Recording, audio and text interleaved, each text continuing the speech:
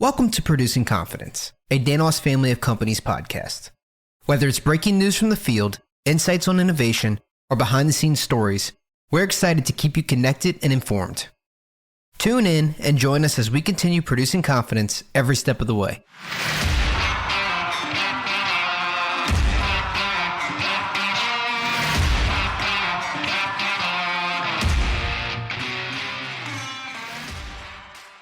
Hey everyone, welcome to the Producing Confidence podcast. I'm your host, Samantha McGee, and today we are so excited to have joining us Jennifer Maggio, and she is the founder and CEO of The Life of a Single Mom, and it is a nonprofit organization based out of Baton Rouge, but has a footprint across the country, and The Life of a Single Mom has been a Danos Gives grant recipient for several years now. And so we are proud to partner with them, proud of the work that they're doing. And we are so excited to have you on the show. Thanks for joining us. I'm so excited to be here. I so appreciate you guys having me. All right. Well, we'll just dive right into it.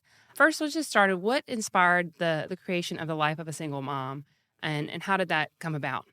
I would say that probably most nonprofits have a similar story in that, you've got a founder who has a lived experience and they overcome the challenge and they want to give back to the community that they just came from. And that would be, very similar for The Life of a Single Mom. I spent many years of my life as a single mom, and the journey was hard. The journey was one of homelessness for me.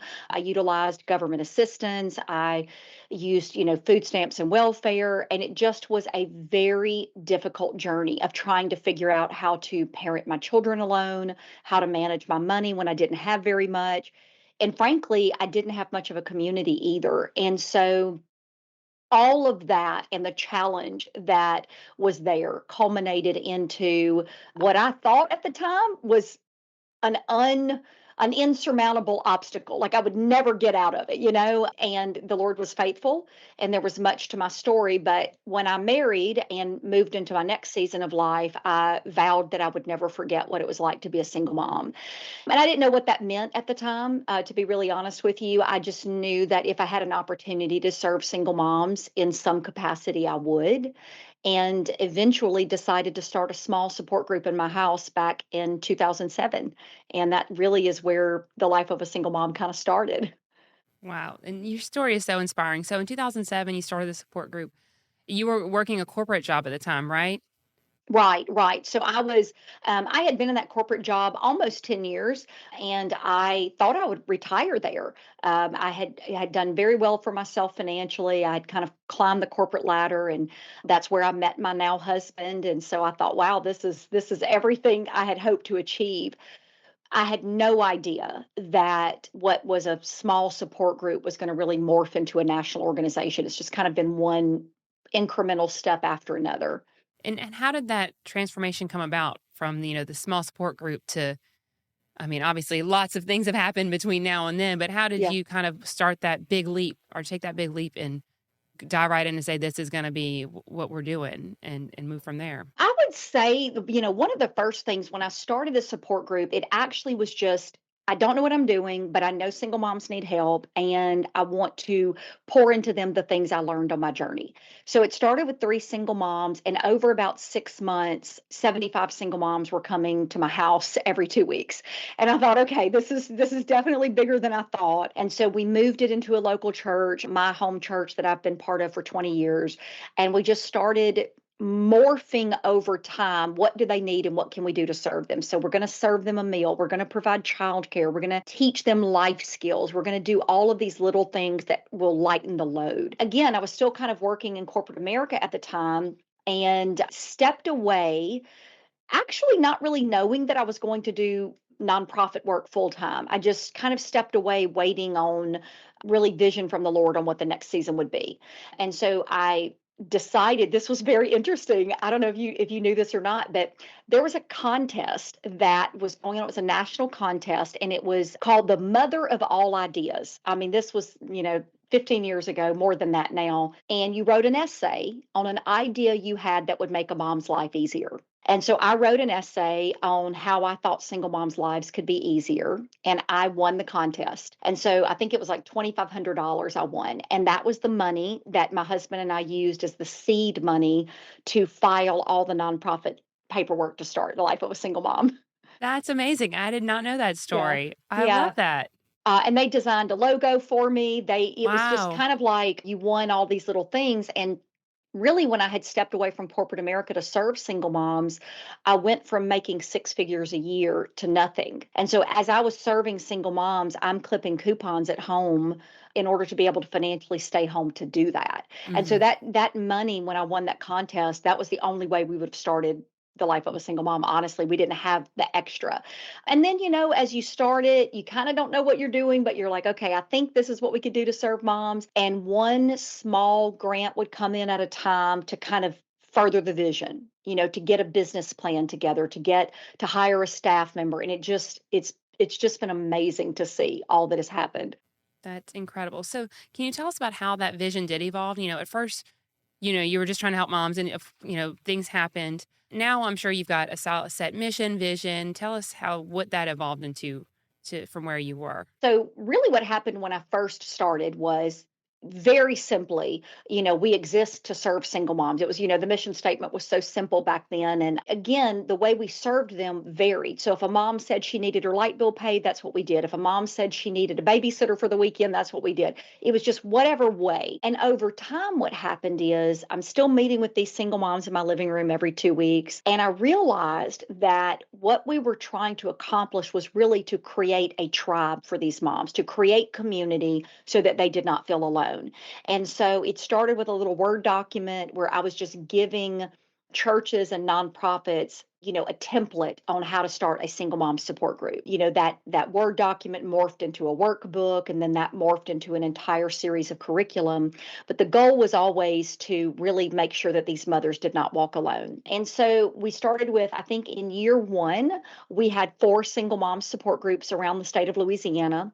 I mean, it was very organic. It would be like someone would hear that I was doing a support group in Baton Rouge and they were from North Louisiana, and they would call me and say, "Can you tell me more about what you're doing?" And then, we're over 2,000 support groups now. So, average of about 100 a year. But if you would have told me that, 10 years ago, 15 years ago, I would have just, I would have had no idea that we were going to be the catalyst to start all these single mom support groups.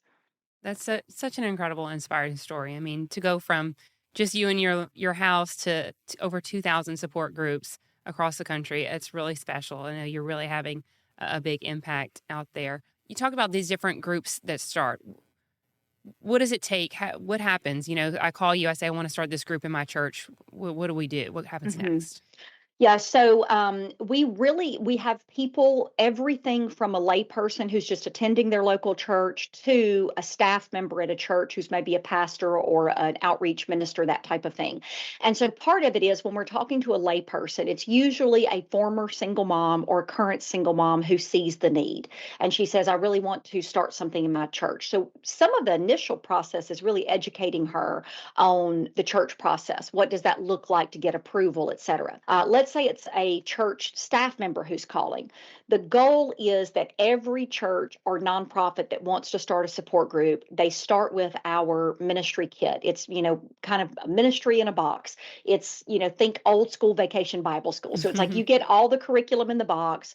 We walk you through day one what you need to do. So things like recruiting and establishing a volunteer team, what curriculum you should be teaching, what subjects resonate with single moms, how to grow the group beyond just the few single moms that may be in your church, et cetera.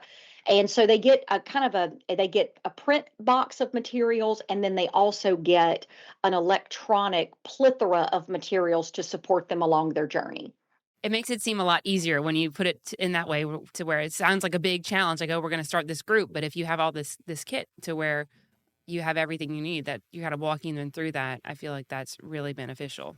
Yeah, and one of the things we want to do is really remove this burden that you have to have all the answers for a mom, because I think what happens a lot of times is that, when you get an idea to serve, and I think that this would parlay into a lot of different aspects of service, whether it be single mothers or something else, is that you always feel like you're ill-equipped, you always feel like you don't have all the resources you need, you don't know enough, et cetera.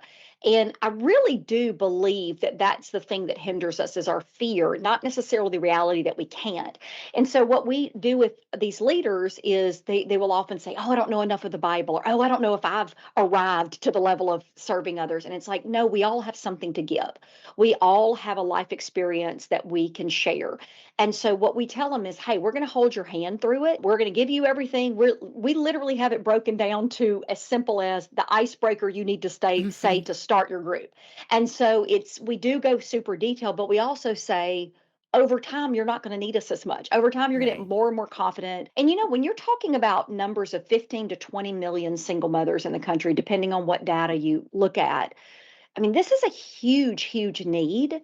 In what better place than the local church for them to get the resources they need and build the community they need to thrive? Absolutely. And so you mentioned that it tells the groups which subjects to teach and that sort of thing. Are there particular subjects or areas that y'all focus on? And what are those? Yeah, so we have found that whether a single mom is maybe like a teen mom who, has an unplanned pregnancy, or whether she's a 45-year-old divorced mom who is kind of starting over again from scratch, or kind of anything in between, single mothers all are going to have struggles in three areas. It's parenting, finances, and health and wellness. So those areas doesn't matter, divorce, death, unwed pregnancy, you name it, these are the areas where moms are going to struggle at some point along their journey. And so for us, all of our curriculum houses those three areas. So parenting, what does it look like to parent a toddler? What does it look like to parent a teenager? What do you do when you have a teen son and no male in the home? These are all things we're addressing in the curriculum. And then financially, it doesn't matter whether it's a low income mom, a low to mid level, or even a high income mom. The truth is, if she's going from two incomes to one, there are going to be some gaps that she may not know how to navigate. And so we're teaching a lot of financial principles on really what to do to get to the next level. For some of our moms, the next level is, hey, I'm living on food stamps and welfare, and I want to learn how to move from government assistance into a more stable income. For some of our moms, it's, hey, I'm working two jobs right now and I'm a homeowner, but I really like to get to the place where I'm not scared I'm going to be in foreclosure every month. So it's really a hodgepodge of different socioeconomic demographics that we're serving. And then the health and wellness piece is everything in between. How do you manage time? How do you overcome stress? How do you recover from trauma? How do you recover from abuse, from narcissism? I mean, it is every subject that a single mom could imagine is probably in some of our curriculum. And does that curriculum carry over into Single Mom University? What's the correlation there? That's exactly. So what happens is we have print curriculum. We have some groups that just love that kind of old school. We're all going to sit around with a book and talk about it. And in our print curriculum, we have 5 different books they can choose from, and every book has a leader's guide and homework inside the book. So it's just kind of like you've got 10 moms come into the group, all of them get the book, and you get started. Then we have other groups who really prefer that more video model. And so you sit around, you play it on the smart TV.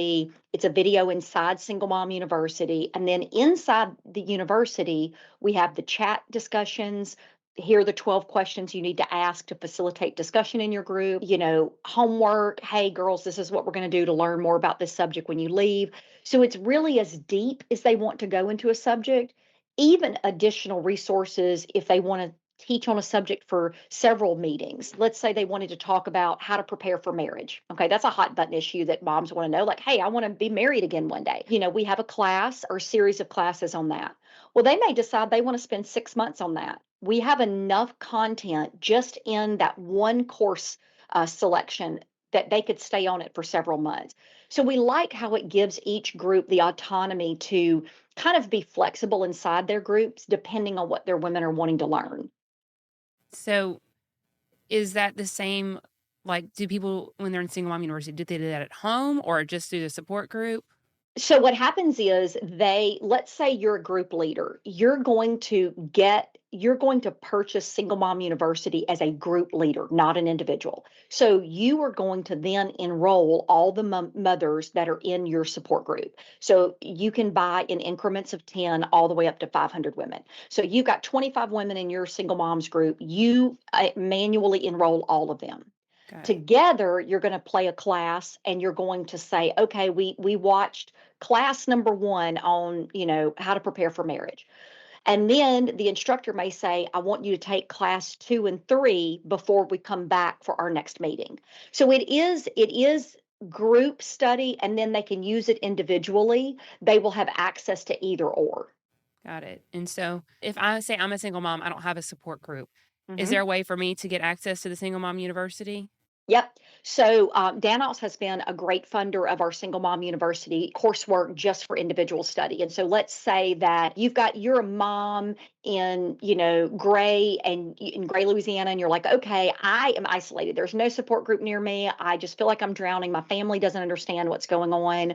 They don't know how heartbroken I am because I put a smile on my face and go to work every day, right? So she can log in. She applies for a scholarship. It's right there on the website at singlemomuniversity.com, and she gets in, and not only is she going to get access to 200 classes, but she's also going to get access to a chat room. So maybe for her there's not a support group in her area, but there's a chat room where she can talk to other students, and it's a great place to maybe, I don't want to say vent because we don't really Sure. promote like wound licking, but sometimes you just need to share, hey, Right. I had a really hard day with my toddler. And that another student in the university, has a similar life experience. It can be encouraging. Absolutely. I love that. It's helpful to walk alongside somebody who's been through what you're going through Mhm. and to really even just you're just talking, that they can relate and you don't feel like you have to explain yourself, right? Right, right. Yeah, I think that even when you have family that really cares about you deeply and they're there for you, sometimes if you've gone through a really difficult divorce or perhaps you had a child, unexpectedly and you thought the relationship was going to last and it didn't or whatever, when you've undergone trauma, it can be really difficult to speak with your family about it, and even sometimes close girlfriends. Like there's almost like this value in the anonymity of like talking to strangers about it. Mhm. But when you're sitting in that support group and you're talking and they say, oh, I remember the first few weeks, I remember the first few months, but they're way longer in their journey. They're 2 or 3 years in and they're thriving, they're happy, they're serving in their community. There's so much inspiration that comes from that. I mean, and I think the same thing would be true if you're talking cancer. If somebody had cancer and they overcame it and they share about that experience, if you've not lived it, it's very hard for you to understand how difficult those chemo treatments are. I'm sure you've got hundreds and thousands of examples of women who have gone through single mom university, gone through support groups, and really just had a life significantly changed by the life of a single mom. Are there any particular stories that come to mind that may be worth sharing? Gosh. Yeah, I know. Like I Okay, said, I'm sure so there are yeah, there's thousands. so many that, I mean, we're serving 150,000 moms a year, and Yeah. it is unbelievable the notes that we get of things that have happened that it would just rock your world. I'll share a couple of things that just stand out. One, I'm thinking through, I have an employee now who I met 10 years ago, actually maybe 12 years ago now. Anyway, she came to a single mom support group. We actually were hosting an annual Christmas party here in Baton Rouge. Someone invited her and she came and attended that event. It so blew her away. Just the fact that there were so many single moms and there was just, lightheartedness and fun and all the things that she wound up starting to attend regularly. After she attended regularly for a while, she moved on to a volunteer team. So it's like she's attending, but she's also plating the food in the back of the room to help other moms. Over time, it morphed into 2 years in, she becomes a mentor. So she then is pouring into other single moms. She's stabilized, she's thriving. Now, here we are 12 years later. She's been employed with me, gosh, 4 or 5 years now. She's married, she has 3 children, she's thriving in every way. But it just to me is such a full circle indicator of she would have never 12 years ago been employable by me. Like she wasn't emotionally stable enough, she wasn't spiritually stable enough, she wasn't at a place where she could really give back to other single moms. That's an excellent example of how the program works. Another one, actually just today, we got an email from a girl who, well, it was actually an essay. When women go into single mom university, they can complete a certain number of classes and then they're eligible for graduation. And when they go to apply for graduation, they write an essay telling us what all they learned, what stood out to them, what it meant to them, et cetera. And one of the things that stood out to me, it wasn't that it was this earth-shattering thing that she put her finger on. She said, when I enrolled in the university 6 months ago, she said, I didn't know what I was getting into. I didn't even really know why I was enrolling. But she said, I just felt like my life was a mess and I didn't even know where to start. And she said, she goes kind of line by line about all these classes she took and what she learned in the class. And she said, you know, the biggest takeaway that I have, it's that I can do it and that there are other people doing it. She said, my savings account is more than I ever thought it could be. And what's interesting about that to me is that it wasn't about that she couldn't have done it without us. It's that she didn't know that she could. You know, like she said, I never had anybody to talk to me about my finances. I never had anybody to give me real parenting advice. I came from a broken home. And so for us, that's the measure. It's like, did we improve the mom's life? Hmm. Improvement is going to be different for every mom. Improvement might mean, you know, we raised the bar financially where she's in less debt or she increased her credit score or whatever. But it also could mean, hey, I have hope when I didn't have any. Or, hey, I'm no longer suicidal because when I came to you guys, I literally was contemplating suicide. It can be so many ways that we're helping them stabilize. Yeah, those are both really great stories, especially with your employee. That's such a beautiful full circle story Yeah. that she started, needing to be served, and now she's serving others and thriving. I love hearing that. What are some of your bigger challenges that your organization faces, whether it's, misconceptions, funding, finding these support groups? What's that look like? Yeah, I would say the challenges are number one, the misconception. I think that there will be some who will say, oh, well, if you are a faith-based nonprofit serving single moms, you are promoting divorce, you are promoting unwed pregnancy, you are somehow promoting an anti-biblical behavior. I mean, those are certainly things that we've heard over Hmm. 20 years of serving moms. And I would say that drug addiction ministries don't support drug use. They simply meet people where they are. And so for us, we're not advocating for more single mothers. We Right. want to work ourselves out of a job. We want to be in a place where every family, you know, a mom is not having to parent her children alone, you know.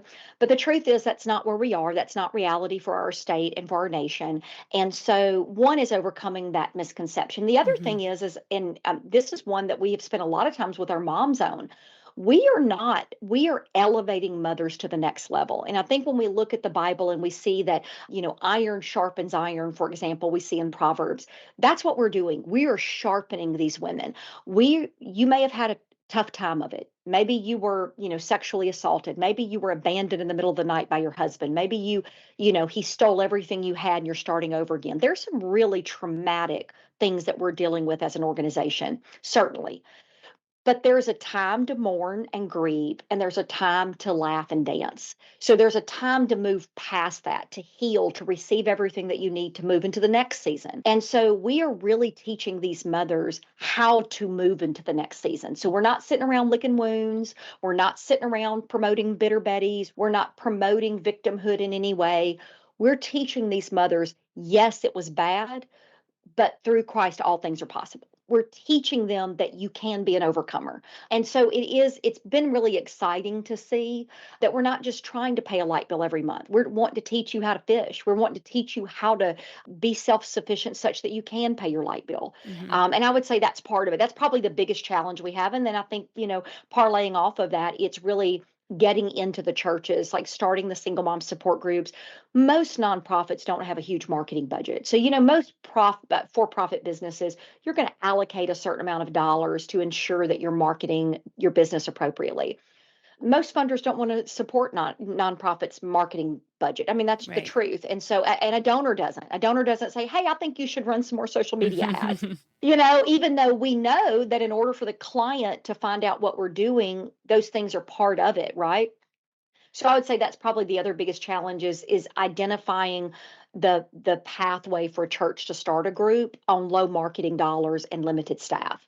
And I know y'all, I've seen some of your social media ads. Y'all find that that's successful? Do y'all get a lot of moms enrolled or moms who are seeking support from there? So we have about 60,000 followers on social media. So that is probably our biggest outreach effort is continuing to just kind of nurse those relationships so that they come back to the site and to the social media pages over and over. And that is done through a combination of paid ads and just a lot of free posting. Hmm. Same thing with like Google nonprofit. buy Google nonprofit ads, and then we also utilize grants for Sure. Google. So we're trying to do as much of a balance as we can to attract new clientele. Likewise, attracting new donors. We also get, a lot of donors through social media ads. So yes, does that work? Certainly. Now, when it comes to churches starting new groups, that is more of a relationship building over time. So, what we find to be most successful, first of all, churches don't make decisions instantaneously. So, you plant a seed and you plant a seed and you plant a seed, and it may take 2 or 3 years of nurturing. They're watching your character as an organization. But we find that pastors' breakfasts are a really effective way. So, we'll go into different communities and invite 25 to 50 clergy members to come in and to be part of a pastor's breakfast. We share the vision of the organization and what we do. And out of that 25 to 50, we may get 2 or 3 new group launches. So, so it's just constantly tilling the soil, honestly. Yeah, absolutely. And so, kind of going back to your outreach, and you mentioned you've got, was it 2,000 support groups Mhm. across the country?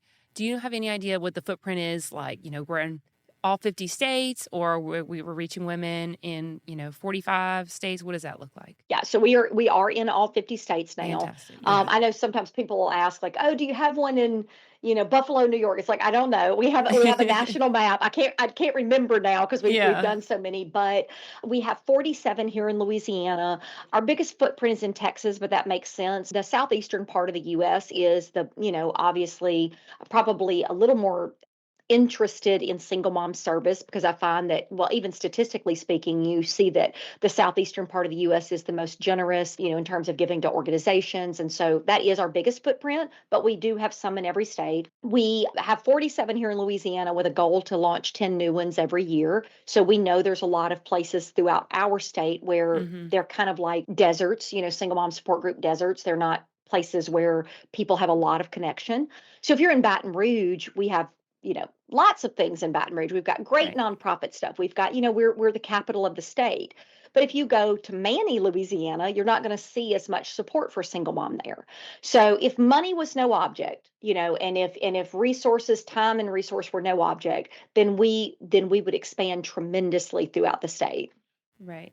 Speaking of resources, something I wanted to ask when we were talking about the Single Mom University and the programming, how do y'all develop the coursework? Do y'all have, experts come in? Do you do that? Yeah, a combo of both. So through the years, it has been, we will do, especially around strategic planning time, we do a tremendous amount of focus groups and surveys. And so we're trying to identify through our single moms groups, what do you want that we don't currently have? Those are the types of questions we're asking. Or, from our donors, what are the things you'd like to see us teach single moms that we don't currently do? So that's part of it. Is I have what I call a financial needs file. I've had it since the day I opened the organization. And it's like, if money was no object, we would do Right. all of these things, right? So part of it is in there. The other thing is that we utilize about 50 experts from around the country that teach our curriculum, and then we do write curriculum in-house as well. Some of it is based on personal life experience. Every instructor has to have had a single parenting experience. So we're not just randomly getting a financial expert. If they are teaching in Single Mom University and they're a certified financial planner, let's say, they have to be a single mom, have been a single mom, or be raised by one. Wow. And that was really important to us because we felt like that this connection would automatically give us credibility with our clientele. And it has. That's one of the reasons we've grown so quickly. Yeah, I think that's really impactful to have someone with a connection to a single mom because, you Hmm. can empathize with someone, but until you've been there or, know someone who your mom raised you, that I imagine you can't fully wrap your head around the challenges and the struggles there. So you Yeah. talk about planning. Sorry, you talked about planning. Is there anything that you're looking forward to in the coming year or what is going on next with y'all? Yes. Oh my goodness. It's so much. Okay, so I'm trying to think about okay, so a couple things. One, we have just finished recording 34 new classes for Single Mom University. I mean, just finished within the last couple of weeks. Oh, wow. And we're in the middle of getting all of that integrated into the portal now. So that will crest us over 200 new classes in the university. Very, very exciting. It's far and away the most robust life skills classroom in the country for single moms. And those 34 classes, gosh, So much good stuff is in there. I can't even tell you. It's been so fun to record it. So that's coming in early 2026. The other thing we're doing, which is super exciting, it's brand new and it's a pilot program. So we'll see how it goes. But it's called Money in the Single Mom, and it is a very specific financial coaching mechanism that we're implementing in January, where 50 moms are going to apply, and we are matching them with a financial coach that Oh, will wow. walk them through how to stabilize their income. And so it's going to be everything from looking at their debt, looking at their income level, looking at, side hustles and entrepreneurism, looking at establishing an emergency fund. Everything we've been teaching in Single Mom University, they're going to have a personal coach that's going to walk them through how to actually do it. And so it's really exciting. Again, it's a pilot program we've been thinking about for a number of years. We will have 20 financial coaches in 2026, looking to expand it each year thereafter, and every coach is only going to take 2 or 3 moms. Hmm. And so it's just, hey, I'm going to hold your hand, kind of like the way a parent would, a really good parent that has good money management. It's going to just kind of hold your hand in a personal way to help you get through the hump. Wow, I'm excited to see how that works out. I can't wait Yeah. to hear more towards Me the end of too. 2026. Oh, So we're kind of winding down here a little bit. If you could offer one piece of encouragement or guidance to a single mom who's listening, what would that be? I would say one, you're not alone. I know that when you've got really difficult stories, some that are cloaked in shame sometimes, maybe like I mentioned, where a husband walks out on you and you're just so embarrassed and so overwhelmed and so heartbroken you can barely breathe. You feel very alone. And I want to just say to you, number one, you're not alone. And there's value in knowing that others have been there, done that, and lived to tell about it. So I'd say that would be the first piece. But I think the other piece of it is, maybe you're not a single mom that's listening right now. Maybe you're just really overwhelmed. Maybe you're just, you're a married mom with 3 kids in the midst of parenting middle schoolers. The truth is that all of us can go through seasons where we're very alone, where we feel isolated, where we feel like we're not going to get through it. And just now, as a grandmother, as you know, I've been through all the parenting seasons, I've been through singleness, I've been through, married life. I just know that I am living to tell about the goodness of God. I just know that I have seen him get me through every season. And so I just want to encourage every listener out there, maybe you're starting a business, whatever, you are going to fulfill your purpose with the hand of God on it, not in your own power and strength, but by the Spirit of the living God, the word says. Wow. I feel like I could just listen to you all day. I mean, Yeah. that you got me to bring in little tears into my eyes. That was Mhm. super powerful. You're such Mhm. an inspiring speaker and inspiring person. I mean, your story is absolutely incredible, and to see what you've done with this organization is amazing. You're truly being the hands and feet of Jesus, and you truly are solving big challenges in our communities, and that's Mhm. of course what we look to partner with the Danos Foundation. One more question: how can listeners best support the life of a single mom? I'd say 2 things. One is, if you are attending a church that does not have a single mom's Bible study, support group, Sunday school class, whatever, a small gathering of single moms, then you need to reach out to us. You need to make the connection between your church and us, because a lot of times they've just not considered it. It still is, even 20 years in, it's still a fairly new ministry idea. And so churches haven't considered that the single moms might be falling through the cracks. And particularly if you've got a singles group already in your church, they may assume single moms are assimilating there. Statistically, they're not. So I would say that would be the first thing. Be a voice for us. The second thing is, I would say that for us, small things matter. So getting on our social media page and resharing, having conversations, looking at single moms in your life that you may think are doing really great and connecting them to us is a great way. There are so many that we hear from who say, if you asked all my friends and family, they would say I have it together. And so sometimes it's just giving them space to be okay sharing their story. And so those would be 2 things. Obviously, all the other things, volunteers, financial support, those are all things that most nonprofits need. We are no exception to that. But that would be 2 things I would say up front. I feel like I saw you speak at one of your luncheons one time, and you were talking about, the statistics Hmm. of children who are raised by single parents. And, can you go into a little bit more detail of that if that's something that you know of? Because I know that's super powerful to hear those numbers and Yeah. the impact of So that. Yeah, so statistically, about a 500,000 children in Louisiana are being raised by a single mom right now. So we know that this is a really big need. If you look at it on a national scale, you'll see very similar that we have about 15 to 20 million moms that are raising children alone. When you start looking at the children that are coming out of these homes, you see that 78% of the US prison population was raised by a single mom. When we start looking in Louisiana at the recidivism rate and we start parlaying the adults that are incarcerated now versus those that had a two-parent family, there are almost none that are Wow. incarcerated that had a two-parent family. You start looking at education and you see that the child of a single mom is 10 times more likely to drop out of high school than her two-parent peer. The child of a single mom is 5 times more likely to commit suicide than her two-parent peer. We see they are 33 times more likely to run away from home. They are 17 times more likely to be abused. So you start looking at all of this data, and there's no mistaking that having a two-parent family, a traditional family, is statistically more advantageous to a child.